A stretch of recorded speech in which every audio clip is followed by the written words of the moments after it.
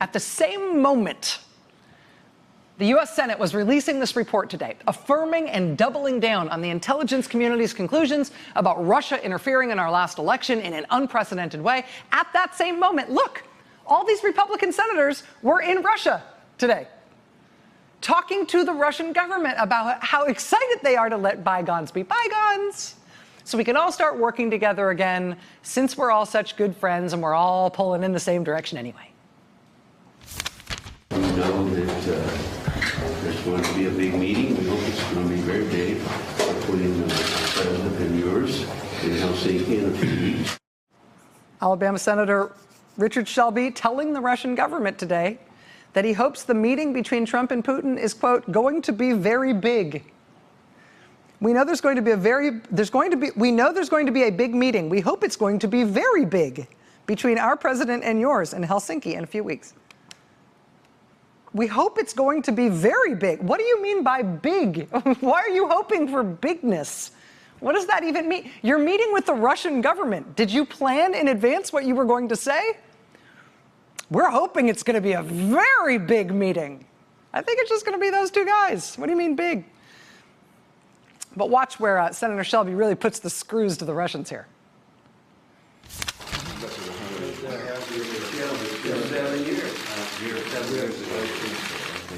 Minister John Hogan. Senator Ron Johnson, Wisconsin. So we're hoping that coming out of the Putin-Trump meeting in Helsinki, it will be the beginning, maybe, of a new day. We will have to wait and see and go from there. But we recognize that the world's better off, I believe, if Russia and the U.S. have fewer tensions with our competitors. But we don't necessarily need to be adversaries. Go get them, Senator. Did you wait till you saw the whites of their eyes? As the meeting went on today between all these Republican senators and officials from the Russian government, the Washington Post had a reporter there who says that Senator Shelby told the Speaker of the Duma, so the Speaker of the Russian Parliament, Senator Shelby told him, quote, "I'm not here to accuse Russia of this or that or so forth." Quote, "I'm saying we should all strive for a better relationship." That is not what the Russians have been striving for, big guy. The list of senators on this trip includes Senator Richard Shelby of Alabama, Senator Ron Johnson of Wisconsin, Senator Jerry Moran of Kansas, Senator John Hoeven of North Dakota, Senator John Thune of South Dakota, Senator Steve Daines of Montana, and Senator John Kennedy of Louisiana. Republican member of the House Kay Granger was also a member of the delegation. You'll notice that those are all Republicans on this trip. More on that in a little bit. Among the Russians they all met with was Sergei Kislyak. Remember him? Sergei Kislyak was the Russian ambassador to the United States during the Russian attack on our election. He's the guy who played such a key role in that intelligence operation, those active measures. He's now back in Moscow, received tons of awards as soon as he got back. He's now an elected official, and so, yeah, why not hang out with him if you're a visiting American? Sergei Kislyak told the Post today, quote, "The main thing about all of this is that our guests travel here in order to talk. This is probably good confirmation of a readiness to start a dialogue." To be clear, he presumably means the kind of dialogue for which you don't need a secret back channel phone line, secure phone line at the Russian embassy to talk to Jared Kushner, right? That was a different kind of dialogue he was working on before in his other job. The head of this inexplicable Republican-only congressional delegation to Russia, ahead of this inexplicable Russian congressional delegation to Russia today, Bloomberg News reported in this sort of adorable headline that the Republicans traveling to Russia, quote, "hope to tell Putin election meddling has to stop." And that's before they went. They hoped to tell Putin that. Once they arrived in Russia, though, the Russian government told them, no, sorry, Putin isn't going to have time to meet with them. That was nice. But apparently the whole issue of election meddling didn't come up. Another member of the Russian parliament told the Washington Post that whatever the Americans told the U.S. press they hoped to do before they got to Russia, once they arrived, it didn't quite go that way. Quote, Duma member Vyacheslav Vikhanov said that he had met with many American lawmakers in years past, but this meeting, quote, was one of the easiest ones in my life. This member of the Russian parliament told the Washington Post that the question of Russia interfering in U.S. elections was resolved quickly because, quote, the question was raised in a general form. He said, one should not interfere in elections. Well, we did not interfere. So the election meddling conversation was an easy one. One should not interfere. Well, we don't. Another Russian lawmaker bragged to an NPR correspondent in Moscow that the visiting Republicans not only didn't pressure the Russian government about them monkey-wrenching our election, they also didn't really pressure them about anything else either. Quote, Russian Senator Andrei Klimov tells me U.S. lawmakers did not bring up Crimea during the Moscow meeting. Quote, I did not hear the word Crimea once in 2 hours. I mean, this is kind of a weird thing, right? I mean, these pictures sort of feel strange for a reason. This actually feels like maybe it might be a landmark moment in strangeness. After Russia hit our election in 2016, that gave us two big worries as a country, right? One is what that means in terms of our current president, who they tried to help elect. But there's also the prospect now, the expectation, that Russia might keep doing it. Right? That Russia will keep monkey-wrenching our elections from here on out. They'll keep monkey-wrenching our elections and our politics to benefit the Kremlin and to hurt us as a country. Those are the two concerns. What does this say about Trump? Is he compromised by Russia? Why were they interfering to help him?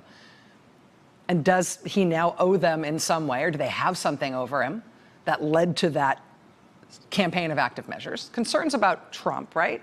But also concerns about whether Russia would keep doing this in future elections. Well, now concern A and concern B are coming together because we're heading toward the 2018 elections, just a few months out. Trump administration officials say they have received no instructions for protecting the nation against a rerun of the 2016 Russian attack, but this time on the midterms. The president himself is not only not warning the Russians that they should back off and not mess with this election, he's now publicly quoting their denials that they ever interfered in the first place in 2016. He apparently believes them. Now Trump, in the lead up to the 2018 elections, he's embarked on this remarkable and seemingly rushed run of giving Russia stuff it wants.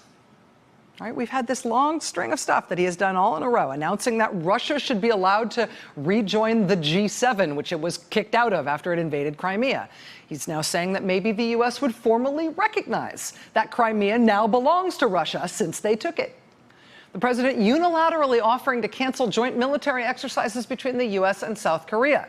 It's not necessarily something that sounds like it directly applies to Russia, but it is something which Vladimir Putin suggested to President Trump in a one-on-one phone call last year. He asked him to do it. We now know that President Trump didn't consult with the U.S. military on that policy change or on making the announcement about it. He just did it after Trump was asked by Putin to do so. Since then, we've learned that President Trump has also offered France financial incentives if they too would leave the European Union just like the UK did. So it'd be like a Frexit on top of a Brexit. Trump says he's willing to pay France to do that. We learned today that the president sent letters to every member of NATO criticizing all of them, implicitly threatening that the U.S. might leave NATO. The sound you just heard in the distance was Vladimir Putin summoning his photographers, ripping his shirt off, and pounding his chest in delight at that prospect. I mean, on top of all that, David Ignatius now reports at the Washington Post that the big giveaway Trump appears to be planning for his one-on-one meeting with Putin in less than 2 weeks is to let Russia have Syria. Russia's big ally in the Middle East is Assad, the dictator of Syria. Syria is 7 years into a civil war. Russia's been fighting on the side of Assad, their ally, the Syrian dictator. The U.S. before now has been supporting the rebels who've been fighting against Assad. But apparently that is about to change. We are about to switch sides if David Ignatius's reporting is correct. He says at the Post, quote, the catastrophic war in Syria is nearing what could be a diplomatic endgame that will, quote, preserve power for Syrian President Bashar al-Assad. Quote, Trump appears ready to embrace a policy that will validate Assad, an authoritarian leader who has gassed his own people. He appears ready to abandon a Syrian opposition that was partly trained and supplied by the United States. Quote, Trump's willingness to accede to Russian power in Syria. and to give up hard-won U.S. gains troubles many Pentagon officials. But they seem to be losing the argument. We don't know exactly why, ahead of this year's midterm elections, President Trump has hastily arranged this one-on-one summit that he is about to have with Vladimir Putin. We don't know why, ahead of that summit, he is rushing to tick off all of America's Western allies and rushing to tick off every foreign policy box you could conceivably imagine Russia might have in terms of a wish list from the U.S. government. But that's what he's doing. And before now, I think you could reasonably say that there was at least a little awkwardness, a little distance between the Republican Party, between other elected Republican officials and President Trump on his unnerving and unswerving desire to do what Russia wants all the time. Right? All through this weird interlude in American history where the president's ties to a foreign adversary are as yet unknown and the subject of a very serious investigation. Right? All through this time, President Trump's inexplicable closeness to Russia has really been a President Trump problem and not a Republican problem more broadly.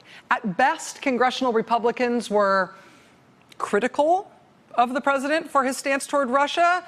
At times, they were even opposing him in terms of his friendliness toward Russia. At worst, they were awkwardly ignoring his friendliness to Russia and just pretending it wasn't happening.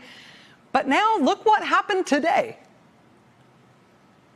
I mean, a congressional delegation itself is not a bad thing. Congressional delegations happen all over the world, to countries we get along with and countries we don't, to countries we are allies with and countries we have a beef with. But here's Richard Shelby and all these other run-of-the-mill Republican senators not only visiting Russia right now in a partisan visit, no Democrats allowed, but really getting on board with Trump there, saying, you know, we don't need to be adversaries. He literally said that. We don't need to be adversaries. Senator Shelby told the head of the Russian parliament today, I'm not here today to accuse Russia of this or that or so forth. We're here striving for a better relationship. That used to be something that only Trump would say.